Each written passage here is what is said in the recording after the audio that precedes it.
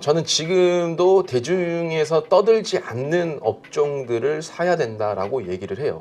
재정 문제, 그리고 금리 문제, 국채 문제, 모든 것들이 일시적으로 괜찮아진 것이지 이게 악재가 사라졌다 이렇게 보는 것은 너무 이른 판단이다. 지금 실적을 가지고 내년에 주주들을 꼽는 것은 너무 위험한 행동입니다. 기대감만 가지고 올랐다가 좀 많이 어려워졌어요. 그런데 그렇죠. 내년부터는 이 이야기가 완전 달라질 것이라고 저는 보여집니다.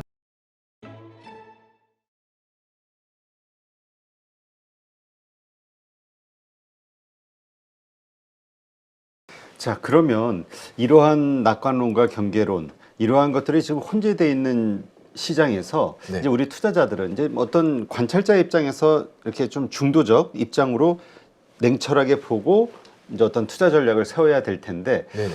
그러기 위해서 필요한 그 기준, 뭘 어떤 것을 바탕으로 우리가 그런 어떤 중립적인 시각을 가질 수 있을까요? 사실 이게 되게 어려운 부분이긴 하거든요. 그렇죠. 모든 게 다 주관적이라 내가 네. 들고 있으면 오르기를 바라고 네네. 들고 있지 않으면 주식을 빠지기를 바라고 또 그렇게 다 뉴스가 보이고. 이게 참 주식이 어려운 게 뭐냐면 대중의 관심이 없을 때 사야 되고 대중의 관심을 받게 되면 팔아야 되는 게 어떻게 보면 투자의 가장 기본적인 지론이거든요. 근데 우리가 일반적인 투자자분들은 사실 그걸 행하기가 어렵습니다. 지금도 마찬가지거든요. 저는 지금도 대중에서 떠들지 않는 업종들을 사야 된다라고 얘기를 해요. 그러니까 지금 일반적인 투자자분들이 시장을 완벽하게 분석을 하고, 사실 완벽하게 분석한다는 말도 이제 불가능한 거지만 그래도 어떤 경험과 데이터를 가지고 시장의 어떤 흐름을 좀 파악하고 투자를 하는 것은 어렵잖아요. 그러니까 지금 뉴스나 대중에서 계속적으로 떠드는 업종들을 저는 사는 것은 좀 피해야 된다. 오히려 대중의 관심을 못 받았던, 어떻게 차트적으로 본다라고 하면 정말 바닥에 있는 애들을 사서 차분하게 기다려야지가 이 수익을 볼 수 있다라고 생각을 하거든요. 그러니까 쏠림 현상이 굉장히 강해졌어요. 원래 쏠림 현상은 언제 발생하냐면 시장이 불확실성이 클 때 발생을 합니다. 시장이 방향이 명확하게 좋고 어떤 상승을 확실하게 탈 수 있는 경제가 좋아진다라고 하면 쏠림 현상은 원래 별로 안 생깁니다. 왜냐하면 다 오르기 때문에. 그럼 지금처럼 시장이 불확실성이 강해지고 뭐가 오를지 모를 때에는 특정 매개체가 크게 떠들고 있는 곳에 대중의 관심이 몰릴 수밖에 없어요. 그러니까 당연히 쏠림 현상이 심해지죠. 그러면 앞으로 불확실성은 더 커질 건데 시장이 미리 관심을 안 가졌던 곳에 사놔서 그게 대중의 관심이 쏟아질 때 그 쏠림 현상이 발생을 하는 것을 우리가 기다려야 되거든요. 그러려면 투자를 단기간 보는 게 아니라 최소 몇 개월은 바라보고 우리가 꾸준하게 어떤 나의 데이터를 가지고 투자를 해야 되는 게 필요하지, 지금은 기존에 많이 알려졌던 기업들을 투자하는 것은 좀 리스크가 높다라고 저는 생각을 합니다. 알겠습니다. 하여튼 그게 우리가 이론적으로 참 이해가 동의가 되는데 참 그게 어려워요. 남들이 그러니까 남들이 관심 안 갖고 주가는 막 빠지고 싸졌을 때 이때는 더 빠질 것 같아서 못 사고, 네. 막 올라가고 막 모두가 열광할 때 그때는 또 놓칠까 봐 아쉬워서 또 붙잡고. 네. 참 이 심리를 거슬려라, 이 말이 참 행하기가 참 어려운 것 같긴 해요. 그러니까 이게 상대적 박탈감을 이겨내야 되거든요. 그러니까 주식이라는 곳이 우리가 돈을 벌기 위해서 들어왔잖아요. 그럼 우리가 어떻게 보면은 되게 어려운 부분이, 우리가 돈을 벌 때도 예전에 열정페이라는 단어가 유행을 한 적이 있습니다. 그러니까 우리가 나의 미래를 보고 어떤 가치를 보고 일을 시작할 때는 시작부터 돈을 바라면은 사실 그거는 성공하기가 어렵잖아요. 물론 열정페이를 하라는 뜻은 아니지만 주식도 마찬가지인 것 같아요. 주식도 내가 미래에 이 투자로 해서 성공을 하려면 지금 당장 크게 수익을 보려고 하고 지금 당장 내가 어떤 결과를 뽑으려고 하는 것은 피해야 되는데, 사람 심리가 돈을 벌려고 왔다 보니까 이런 나만의 가치관이 부족한 상황에서는 쉽게 보이는 그 이론을 쫓아가기가 너무나 어렵게 느껴지는 것 같습니다. 그래요. 참 어려워요.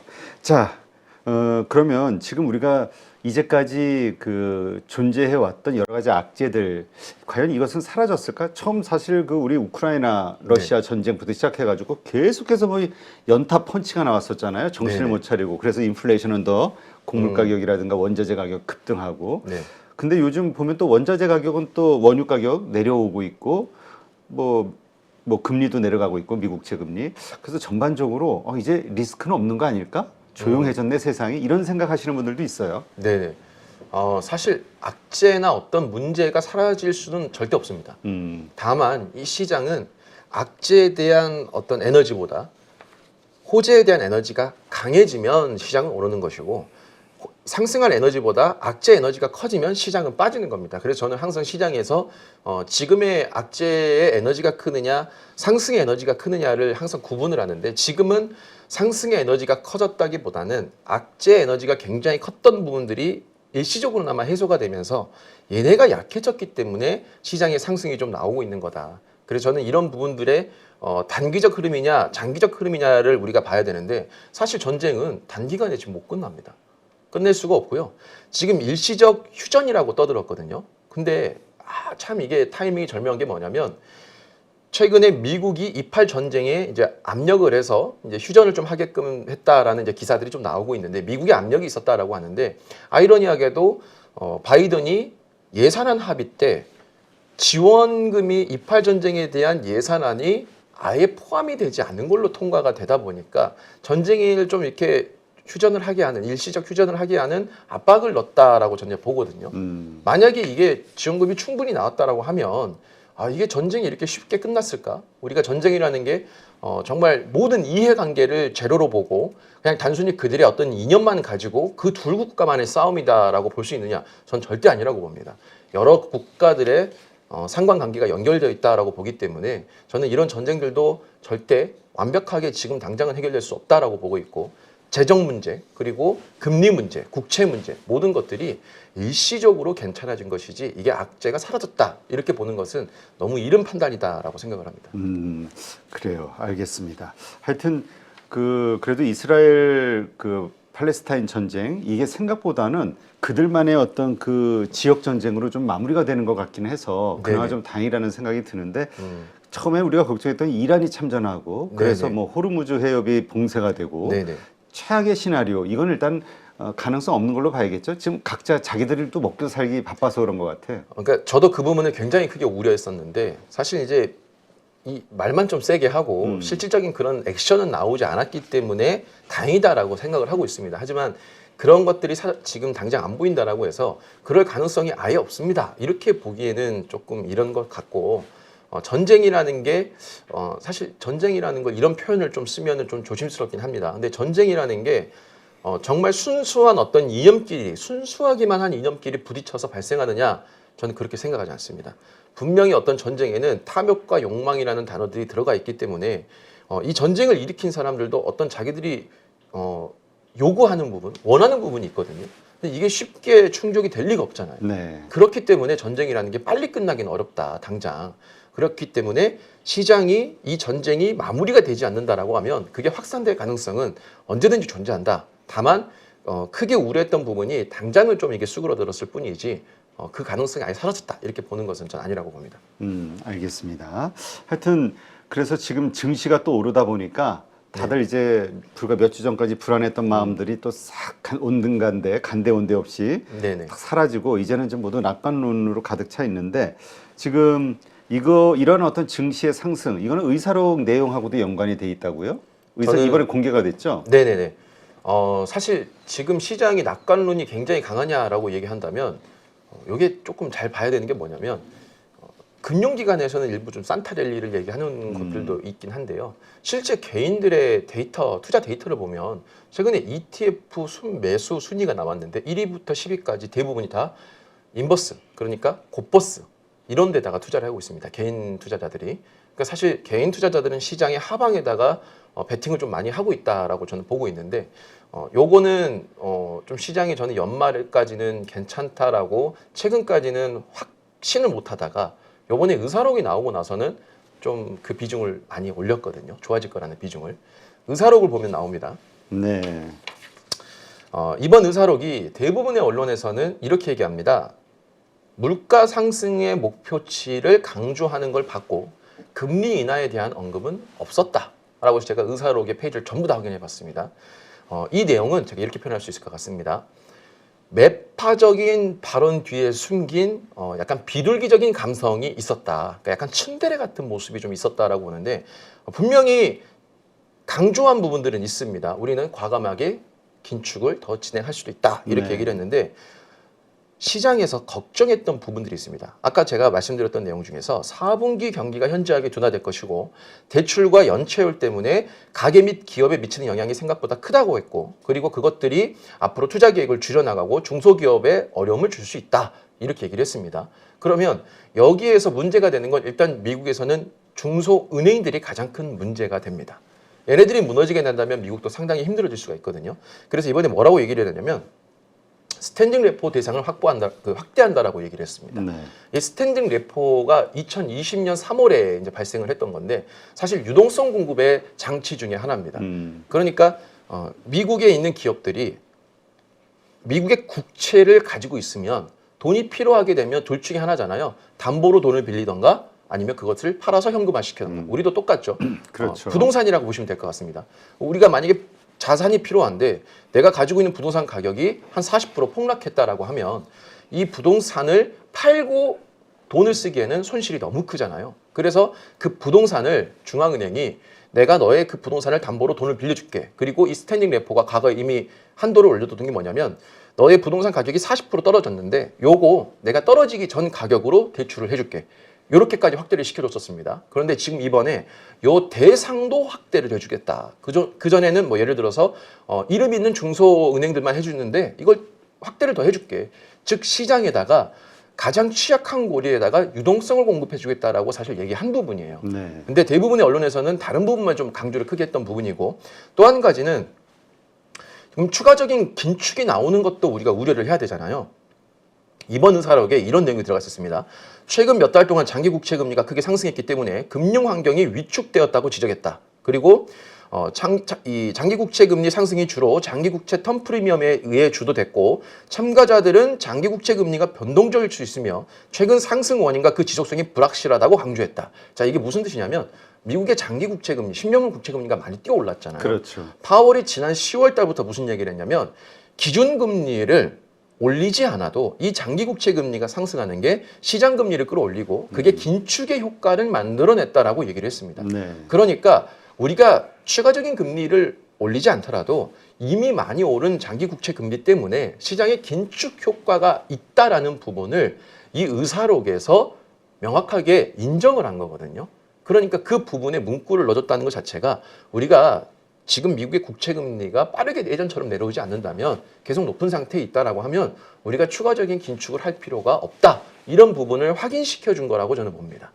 그래서 약한 고리의 유동성 공급과 그리고 추가적인 긴축을 더 안 해도 국채 금리 상승이 어느 정도 그걸 막아주고 있다. 이런 부분들을 인정해 주는 걸 봤을 때 앞에서 우리가 걱정했던 부분인 금리 인하는 없었다. 당연히 없습니다. 지금 금리 인하를 얘기할 수가 없습니다. 절대로. 그건 당연한 것이고 물가 상승률 2% 통화 정책을 제약적인 수준으로 유지하는 것이 중요하고 그게 필요하다면 얼마든지 긴축적으로 행동하겠다. 이거 지금 1년 동안 얘기한 겁니다. 그렇기 때문에 이 부분은 나쁜 이야기가 아니라 원래 했던 이야기를 했던 것뿐이고 그 이후에 이 뒷면으로 조금은 시장이 걱정했던 부분들을 완화시켜주는 이야기를 했다. 저는 이렇게 보여집니다. 그래서 시장을 억눌러 왔던 고환율 그리고 높은 국채금리 그리고 이파 전쟁으로 인해서 유가 가격이 크게 상승할 거라는 우려감 이런 부분들이 단기적으로 해소가 됐기 때문에 당장 증시가 크게 무너질 만한 요소보다는 그래도 좀 괜찮을 수 있는 상태를 만들고 있다. 저는 그렇게 보고 있습니다. 네, 알겠습니다. 자, 내년 시장에 대한 전망을 하다 보면은 올해 시장의 특징, 뭐 여러 가지가 있겠습니다만 쏠림 현상, 이것이 정말 강했다. 근데 이것이 또 내년에도 이어질 것이다. 이렇게 보는 분들이 참 많더라고요. 네네. 네, 이것이 어떻게 이 발달된 SNS 뭐 이러한 것들에 의해서 이제 빠른 개인들도 이제 정보가 빠르지다 보니까 그런 현상을 자연스럽게 하나의 받아들여야 되는 현상 아니냐 이런 의견들이 많아요, 요즘. 네네.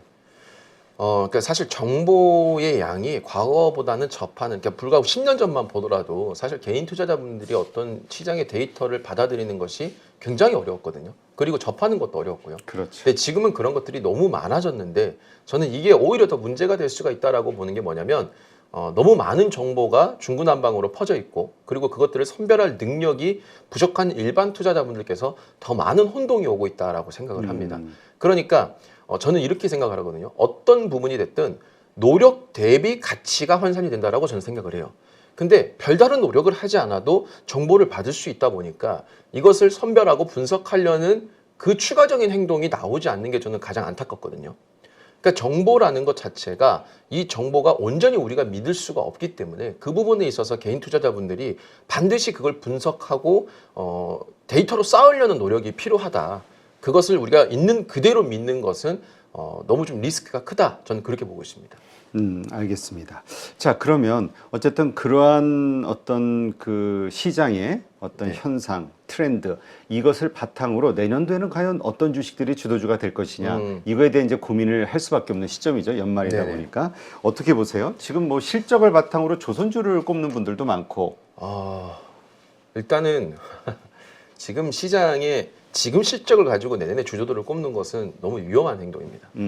그러니까 조선주는 저도 오랜 기간 동안 이제 얘기를 해왔던 부분이기도 하고요. 저도 일부의 조선주는 지금 얘기를 하고 있긴 합니다만 조선주가 최대 실적을 꼽았다라는 거는 이 앞으로도 그걸 넘을 수 있는 실적을 만들어야지 추가적인 상승이 계속 나올 수가 있고 내년에 주도주가 되는 거거든요. 그러면 조선주라는 것 자체가 경기가 호황이 와야 그것들이 추가적으로 더 유지가 되는데 지금 경기가 호황이 오기가 어려운 상황에서 조선주의 어떤 영업이익이 실적이 좋아지는 것을 이어진다고 보면 되느냐? 전 안 된다고 보고요. 그럼 지금 조선주의 실적은 어디서 나온 거냐? 그건 2016년, 17년, 18년, 20년 코로나 이후의 유동성 공급 이런 것들이 지금 조선업이 이제 만들어지는 거예요. 왜냐하면 조선업은 그 도면을 완성하는 데만 1년이 넘게 소요가 됩니다.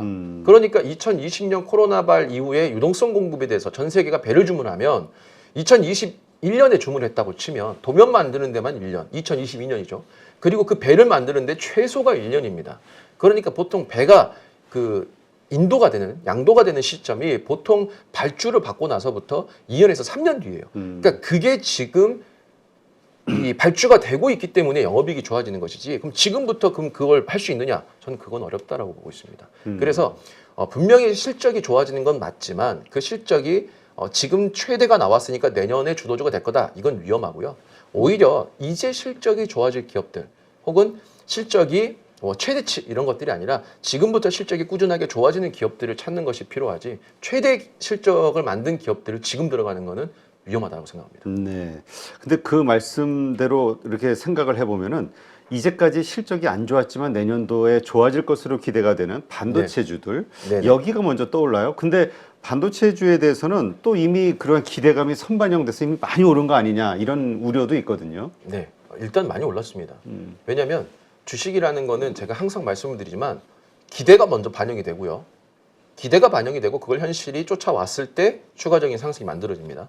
근데 반도체는 이미 그 기대를 끌고 와서 이미 한 차례 그게 상승을 했기 때문에 지금 그 다음에 현실이 그걸 마주쳤을 때 그걸 이어갈 수 있느냐 없느냐는 내년 당장 그게 만들어지냐 그거는 조금 조심스럽다라고 저는 생각을 하고요. 물론 이제 반도체라는 거는 미래 산업에서는 절대 없어질 수가 없고 필수입니다. 필수. 그래서 반도체를 지금부터 향후 뭐 3년, 5년을 바라보고 가격이 많이 떨어질 때 산다라고 하면은 저는 나쁘지 않은 선택이다, 좋은 선택이다라고 오히려 표현할 수 있을 것 같은데 당장 내년에 주도주가 되느냐를 기준으로 잡고 반도체를 들어가는 것은 맞지 않다. 저는 그렇게 생각합니다. 알겠습니다. 자, 그렇다면 지금 이제 실적에 대한 기대감으로 우리가 생각하고 있는 이런 거 말고 그 외에 네. 좀 관심 있게 보는 섹터 있다면 어디가 있을까요? 일단은 뭐 내년에 주도주가 된다 안 된다 이런 개념보다는 내년에 좀 그래도 상승이 좀 높게 나올 수 있을 만한 곳이 어디가 있을까 그렇게 이제 생각을 해봤을 때 몇 가지를 꼽아봤습니다. 미래의 기대 산업이자 이것들이 현실로 우리가 피부에 와닿을 수 있을 만한 것들이 나올 때 그리고 정부의 어떤 메인의 주간 산업이 되거나 혹은 앞으로 한국 정부가 갈 수밖에 없는 길 약간 이런 것들을 고려를 해봤거든요. 일단 저는 방산은 맞는데요. 방산에서도 함정, 잠수정 이쪽이 이제 앞으로 좀 성장이 크게 하지 않을까라고 보고 있습니다. 가장 그것들을 꼽았던 이유가 뭐냐면 우리가 그동안 방산이라고 하면 대부분 2020년 5월에 미국이 미사일 사거리 제한을 풀어주게 되면서 대부분 미사일과 관련된 것들 그리고 그 다음에 이 방사포, 뭐 어떤 전차 같은 이런 것들이 많이 수출이 됐는데 우리나라가 뭐 함정을 만든다거나 혹은 잠수정을 뭐 메인으로 수출한다거나 이런 것들은 지금까지 없었어요. 근데 지금 전 세계 어떤 글로벌의 군사 흐름을 보면 어떤 뭐 냉전 시대가 새롭게 오고 있다 이런 이야기가 많아요. 그러니까 한국은 그동안 우리가 전쟁이라는 것을 조금 상상하기 어려울 정도로 너무나 평화롭게 살아왔는데 저는 이제 군대에서도 몇 년 동안 부사관으로 있었고 과거에 우리의 어떤 전쟁은 끝나지 않은 상태고 또 이번에 중국은 대만을 반드시 가져가려는 행동을 보이고 있는데 언젠가는 분명히 할 겁니다. 언젠가는 분명히 할 거고 전쟁의 원래 핵심은 육상이 아니라 해상입니다. 해상이 메인입니다. 해상을 잡지 못하고는 큰 전쟁에서 절대 승리할 수가 없거든요. 그러면 중국 입장에서는 대만을 먹으려는 가장 큰 이유는 뭐냐면 바로 제1도련선이라는 해상권을 얻기 위해서입니다. 네. 그러면 앞으로 이런 움직임은 강해질 것이고 그리고 실질적으로 저는 중국이 대만을 공격했을 때 북한도 분명히 어떤 움직임을 보인다고 생각을 하거든요. 그렇기 때문에 앞으로 우리나라가 발전시켜야 될 군사 부분은 이제 함정, 잠수정 이쪽으로 갈 가능성이 높다라고 생각을 해요.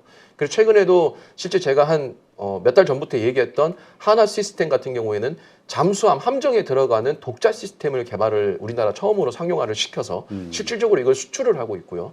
그리고 어제 이제 나온 기사인데 현대중공업, HD중공업, 현대중공업도 지금 잠수정, 함정 개발을 이제 수출하겠다라고 하고 하나오션 같은 기업들도 당연히 한화가 이제 육해공의 방산 로키드마트 같은 기업이 돼서 지금 함정과 잠수정 이런 것들을 만들려는 계획을 가지고 있거든요. 네. 그래서 저는 새로운 군사 관련된 방산 업종에서는 이런 함정과 잠수정과 관련돼 있는 기업들이 향후에 성장할 가능성이 저는 높다 이렇게 보고 있고 또 다른 산업으로는 사실 이미 2021년도에 핫한 붐이 일었던 메타버스 관련된 VR 그러니까 지금은 이제 통칭이 XR입니다. 예, XR인데 이 시장이 그동안 2021년부터 2022년 초까지 대략 2년간 엄청난 상승을 만들었는데 실질적으로 그 기술이 구현될 수 있느냐, 우리 피부에 와닿느냐 이 부분이 해결이 되지 않다 보니까 기대감만 가지고 올랐다가 좀 많이 어려워졌어요. 그렇죠. 근데 내년부터는 이 이야기가 완전 달라질 것이라고 저는 보여집니다. 지금 뭐 시간 관계상 다 설명을 드릴 수가 없겠지만 XR이라는 것을 우리가 하기 위해서는 몇 가지 기술의 난제 그리고 콘텐츠의 부족함 이 콘텐츠를 만들기 위한 OS의 부재가 있었습니다. 근데 이것들이 내년에 거의 대부분 해결됩니다. 이미 해결된 부분도 많고 심지어 지금 원래 메타퀘스트 2라는 이 제품보다 새롭게 출시되는 메타퀘스트 3는 2의 전작 대비 화소가 10배가 높습니다. 아, 그래요? 네. 엄청난 초고화질을 이제 구현을 할 수가 있는 거고요. 모든 당연히 디바이스 기기 같은 경우에는 화질이 안 좋으면 누가 지금 같은 시장에 쓰겠습니까? 그리고 그거를 콘텐츠를 만들 수 있는 콘텐츠가 부족했기 때문에 새로운 문명 때문에 반짝 상승을 했는데 콘텐츠가 없습니다. 그런데 이 콘텐츠를 만들 수 있는 이 OS 시장을 애플이 먼저 주도해서 만들겠다라고 지금 발표를 했습니다. 콘텐츠를 만들 수 있는 OS를 개발하겠다. 그럼 이거 오래 걸리지 않거든요. 우리 모바일 핸드폰의 OS하고 똑같습니다. 그럼 이런 것들이 발생을 하면 콘텐츠도 이제 금방 급격하게 생길 것이고요. 마지막 하나 해결되지 않은 문제가 보급입니다. 근데 이 보급도 지금 이제 중저가형 기계들을 보급형 제품들을 고성능으로 지금 출시를 내년부터 이제 많이 하고요. 그리고 중국과의 협약을 맺어서 물론 정부의 승인은 떨어지지 않았지만 중국에서도 이제 보급형 관련된 계약을 맺었기 때문에 어느 정도 이제 미국과 중국과의 관계가 개선이 된다라고 하면은 그런 전 세계 사람들이 피부로 와닿을 수 있는 그 시장이 저는 이제 머지 않았다고 보고 있습니다. 그래서 메타버스와 관련된 시장이 이제 내년에 저는 정말 우리가 메인으로 투자해야 될 기업 중에 하나다라고 생각을 하고 있고 한국 정부가 밀고 있는 바이오 제약 그리고 CBDC 그리고 토큰 증권 얼마 전에 이제 금감원에서 저각 투자와 관련된 규제를 좀 완화시켜주고 증권신고서도 이제 진행을 해줬던 이 STO 요 토큰 증권 관련된 시장들도 내년에 저는 상당히 높은 상승을 만들 수 있다. 저는 그렇게 보고 있습니다. 네, 알겠습니다. 지금 말씀하신 이것들이 이제 내년도에 이제 좀 많은 관심과 수급이 몰릴 수 있는 그런 종목으로 이해를 하고요. 그렇다면 이러한 주식들을 언제 살 것이냐? 결국은 내가 아무리 좋은 기업도 좋은 가격에 사야 수익이 나고, 맞습니다. 그렇죠? 그 장기 투자를 하더라도 버틸 수 있는 변동성을 그런 힘이 생기는데 언제 적극적으로 사는 게 필요하다고 보세요? 사실 이 부분은 뭐 몇 월 달에 사야 됩니다. 뭐 좀 있으면 사야 됩니다. 이렇게 표현하기는 제약적인 게 뭐냐면 사실 투자라는 걸 하다 보면은 차트라는 것을 분석을 할 줄 알아야 되거든요. 왜냐하면 차트에 정말 많은 것이 담겨져 있습니다. 저는 이제 차트만 분석하는 건 별로 선호하지 않지만 차트라는 것도 알아야 되고 전반적인 현재 시장에서 움직이는 흐름도 알아야 되거든요. 저는 지금부터 내년 초 사실 지금 제가 방금 전에 언급했던 기업들이 바닥을 찍고 이미 상승을 조금씩 하고 있어요. 물론 그 위에 상승 밴드가 굉장히 많이 남아있긴 하지만 언제 우리가 사야 되냐 이런 개념보다는 주가가 높지 않을 때 그냥 꾸준하게 분할 매수를 해야 된다고 생각하거든요. 왜냐하면 우리가 타이밍이라는 것을 잡으면 안 된다라고 생각하는 분들이 많은데 저는 그건 정말 모순적인 이야기라고 생각을 해요. 주식은 타이밍입니다. 타이밍이 정말 필요한 거고 그 타이밍을 우리가 잡기 위해서 시장을 공부하고 분석을 하는 것이거든요. 그렇다고 해서 우리가 이 타이밍만 잡고 자산을 올인하고 그때 투자를 다 하기에는 그것은 투자에 있어서 리스크가 너무 높은 행동이기 때문에 지금 이런 기업들의 차트를 보고 높지 않은 기업들, 상승을 이제 시작하는 기업들을 계속적으로 분할 매수를 하는 것이 가장 안정적으로 투자할 수 있는 방법이다. 이렇게 볼 수 있습니다. 네, 알겠습니다. 그러면 그거 하나만 좀 질문을 드리죠. 지금 시점. 그러니까 네. 지금 안 좋았다가 지금 뭐 공매도 금지법 이런 것들이 금지 조치 이런 것들이 나오면서 지금 오르고 있는 지금 시점. 네. 지금 시점도 충분히 살만한 시점이라고 보세요. 아니면 단기적으로 이미 지금 좀 올라와 있는 상황이라고 보세요.